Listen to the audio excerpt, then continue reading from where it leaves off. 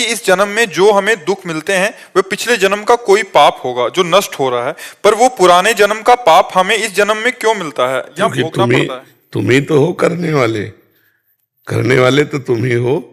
पीछे साल अगर जो अच्छा काम हुआ तो इस साल इनाम उसका मिलेगा तो तुम्ही को तो मिलेगा। पीछे कत्ल किया, मुकदमा, तुरंत दंड तो नहीं मिलता कहीं भी। भारत में ही देखो, इसी मृत्यु लोक में देखो, 20-20 साल मुकदमा लड़ते हैं, इसके बाद सजा होती नहीं होती। तो भागवतिक बहुत बड़ा शासन काल है भगवान का। अब कितने जन्मों से हम जो जो करते चले आ रहे उसका हिसाब हम ही को भोगना पड़ेगा, क्योंकि शरीर भले बदल दिए हैं तो हम ही, तो भोगना तो पड़ेगा ही। अगर और कोई दूसरा करने वाला होता तो आपको ना भोगना पड़ता, आप ही करने वाले हो। मान लो पिछले जन्म में पुरुष रहे, इस जन्म में स्त्री रहे, उसके पहले क्या क्या रहे, तो जो जो हमसे कर्म होते वो हम ही को भोगने पड़ते हैं, इसमें कोई संशय नहीं है। देखो, भगवान ने स्वयं इस बात को अपने जीवन में करके दिखाया। रामावतार में छुप करके बाली को मारा, तो वही व्याध बन करके श्री कृष्णावतार में अंतिम समय भगवान के चरणों में मारा। तो भगवान ने लीला करके दिखाया कि जो कुछ कर्म किया जाता है उसका फल भोगना ही पड़ता है।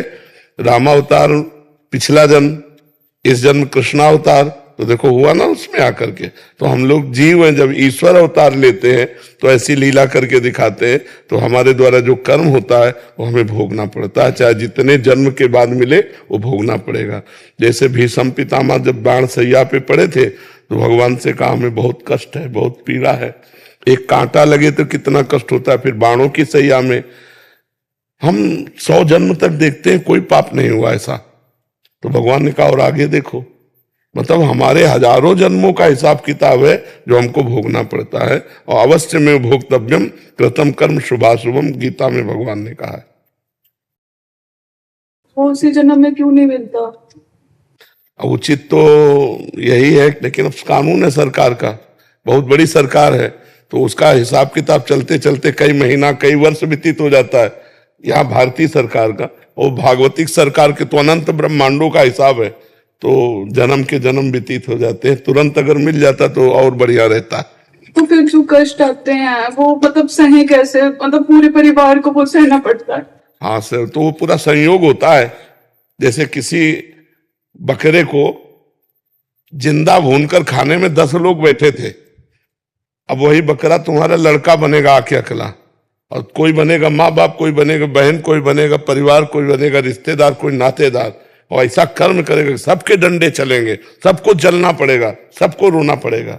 नाम जब भी करते फिर भी वो चीज सहन नहीं होती है। नहीं, अभी उस कोटि का नाम जप नहीं करते, नहीं ऐसी कोई बात ही नहीं है जो सहन न की जा सके नाम जप के द्वारा। बहुत कष्ट होता है। हाँ, अब भोगना तो पड़ेगा ही, अवश्य में भोक्तव्यम। अब कष्ट तो देखो, तुम कितना भजन करते हो हमें पता नहीं, लेकिन हम कितना भजन करते हैं इतना हमें तो पता है ना। और हमारी दोनों किडनी फेल है, तो भोगना तो पड़ेगा, पर हम रो के नहीं भोग रहे, हम हंस के भोग रहे, क्योंकि हमारे द्वारा किया हुआ कोई कर्म है, उसका फल आया है। भगवान का भजन करते हुए मुस्कुरा के भोग रहे। अब तुम कमजोर हो तो रो के भोग रहे हो।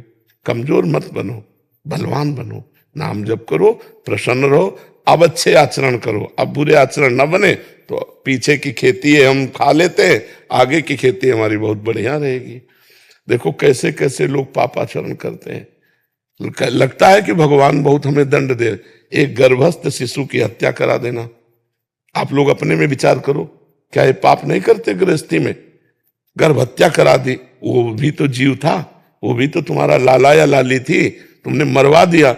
अब उसका जब कर्म परिणाम आएगा, ऐसे कितने पाप हैं कि आप लोग करते हैं जिनको पता ही नहीं कि हम पाप कर रहे हैं।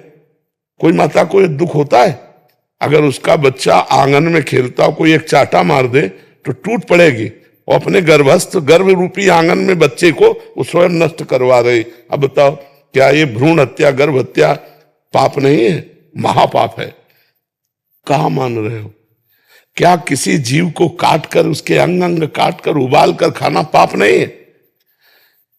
क्या अंडे में बच्चा नहीं पैदा होता? ये खा रहे हैं, वो खा रहे हैं बनवा, तो ये सब का पाप का जो परिणाम आएगा तो रोना तो पड़ेगा ही, भोगना तो पड़ेगा। फिर गाली दो नहीं, उसका हिसाब राई पाई बिल्कुल बराबर होता है जी। बेटा मैं श्याम बाबा हूँ, मुझे इग्नोर मत करना, बस एक लाइक करके सब्सक्राइब कर दे। मैं तेरी सारी मुसीबतें आज के आज दूर कर दूंगा और जाते जाते कमेंट में मेरा नाम जरूर लिख दे।